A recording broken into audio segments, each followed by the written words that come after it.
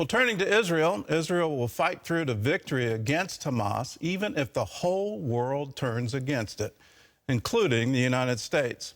That's the promise from a top Israeli government official. That pledge comes as the United Nations is set to vote today on a resolution sponsored by the United States.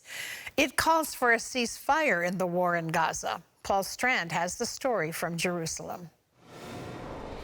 U.S. Secretary of State Antony Blinken is making it clear ahead of the UN vote that a ceasefire and hostage deal is a top concern for the U.S. There's a clear consensus around a number of shared priorities. First, the need for an immediate, sustained ceasefire with the release of hostages. While there could be a pause in the war, the feelings of hostility toward Israel remain, as new polling shows most Palestinians are still on the side of Hamas. 71% of Palestinians in Gaza and Judea and Samaria, known as the West Bank, say Hamas made the right decision to launch the attacks against Israel on October 7th. 94% think Israel has committed war crimes during the current fighting, but 91% do not think Hamas did. In fact, 93% say Hamas did not commit the atrocities seen in the videos of October 7th. But among Palestinians who have seen those videos, 17% believe Hamas fighters did commit atrocities against civilians. As the fighting continues on the ground in Gaza, Israel says it captured some 650 suspected terrorists in the military operation at the Shifa hospital this week, including top Hamas officials. Many Hamas terrorist operatives and senior ones have been hiding in the hospital. And also Islamic Jihad group has been hiding in this hospital. And Israel says it carried out the operation without any harm to civilians, even those working in the hospital. Civilians, doctors, medic teams, none have been hurt. And while Prime Minister Benjamin Netanyahu has made clear Israel must launch an assault on the last Hamas stronghold in the city of Rafah in Gaza, Secretary of State Blinken made it clear before arriving in Israel today the U.S. does not support such an invasion. A major military operation in Rafah would be a mistake, something we don't support, and it's also not necessary to deal with Hamas, which is necessary.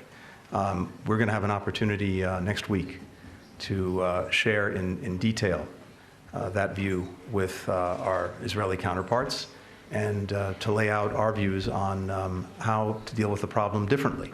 But Israeli Strategic Affairs Minister Ron Dermer says Israel will go into Rafah no matter who opposes it. Even if the entire world turns on Israel, including the United States, we're going to fight. Paul Strand, CBN News, Jerusalem. And they should fight. Hamas has to end. They can't live. You can't live in Israel under the threat that Hamas has said. I call it an Islamic death cult. And they have said they will repeat October 7 again and again and again and again until Israel doesn't exist anymore.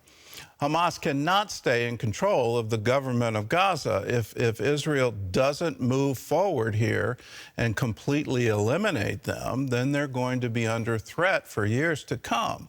That can't happen. It should never happen. Listen hard to the surveys of the Palestinians where they're living in denial of what happened on October 7th. They're also living in denial of what's happening now. To take civilians and hold them as hostages is a war crime.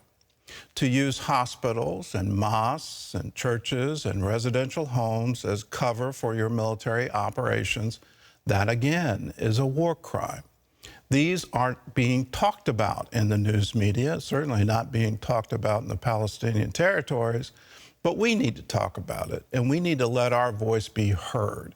So please today, call your representative in Congress, call your senator, let them know how you feel and how you want them to support Israel. Israel is in a battle for its existence, and they need to know the United States of America is standing strong with them. There's a lot of politics going on. There's a lot of attempts to try to appeal to voters in Michigan, Muslim voters in Michigan. All of these things are happening. In that, we need to let our voice be heard. So let's put that number back on the screen. Call 202-224-3121. Now's the time to say we stand with Israel. We need to support Israel. We need to be with them in their time of need.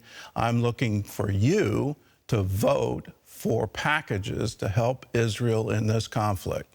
Do it now. Again, let's get this number up. I want to say it again, 202-224-3121.